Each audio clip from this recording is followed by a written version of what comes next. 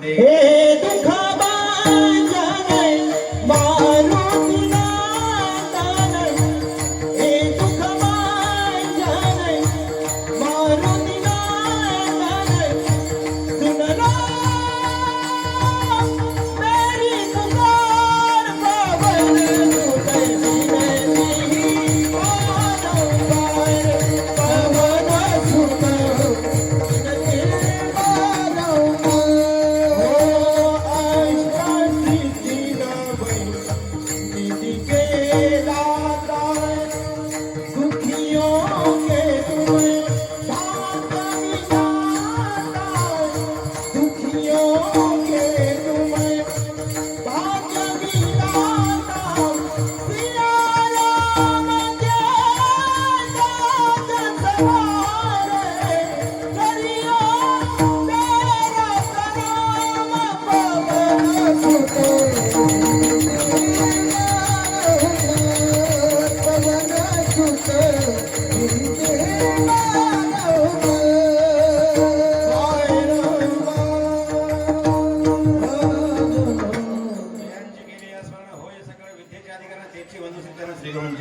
नमस्कार. आता मस्तक हे पायावरी वार करी संतांची महायोग पीठे तटे भीमरत्यम वरम पुंडरीकाय धातून मुनींद्रे समागत तिष्ठम तमानंद कंदम परब्रह्म लिंगम भजे पांडुरंगम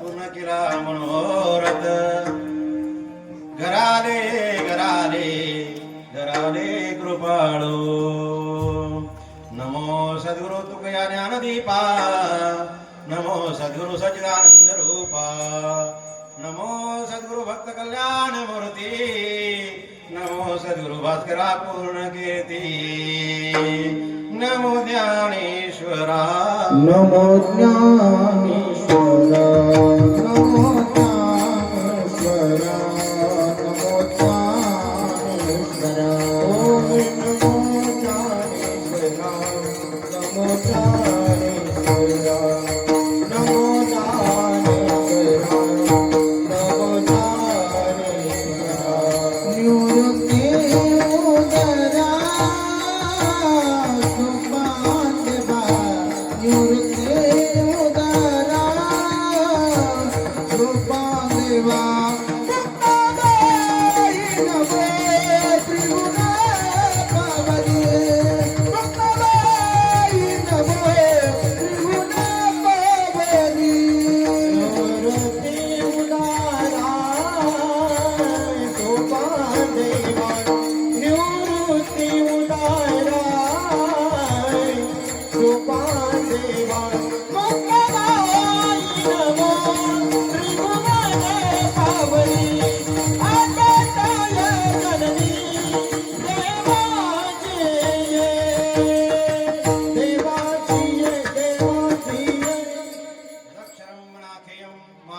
केवलम श्रीमन निवृत्तीनाथ देवतमाश्रियते निवृत्तीनाथाचे शरणे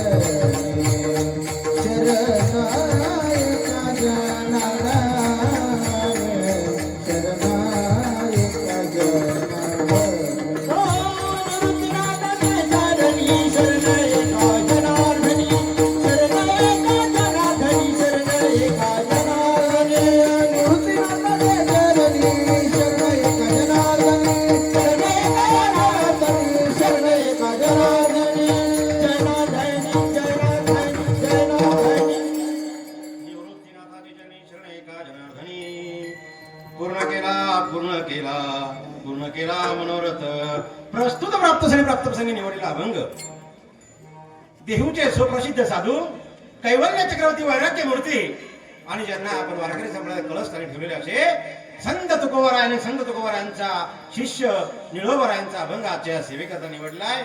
आजची सेवा कशाच्या निमित्ताने आहे सर्वांना माहित आहे, पण एक वक्त्याचं आद्य कर्तव्य म्हणजे आज आपल्या चंद्रपूर म्हणजे घोडेगाडी या गावामध्ये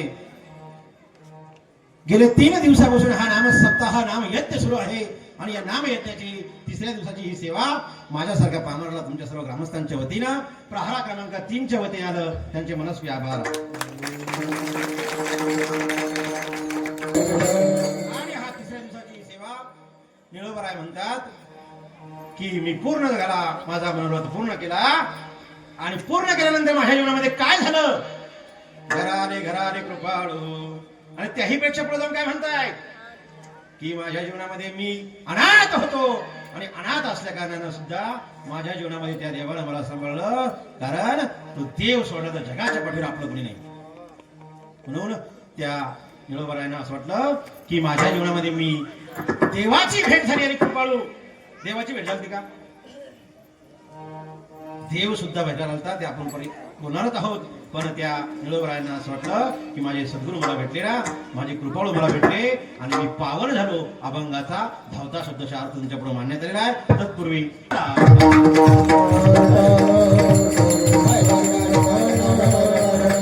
आणि त्याच वदनीत शोभदार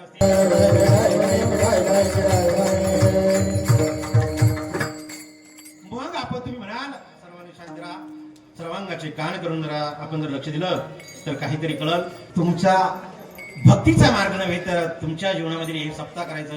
गेले 11 वर्षापासून बाळकाच्या मनात काय होती, एक खंत होती. काय खंत होती, कधी सप्ताह बसेल मावले खरं सांगा, होती का नाही? तुम्ही कोणा दबावाखाली का आता महाराज आपलाय, गायन आपलंय आणि सगळं कोणाचं आहे, मग गाव आहे आपलं. आता अडचण काय आहे तुम्हाला, म्हणजे जीवनामध्ये विठ्ठल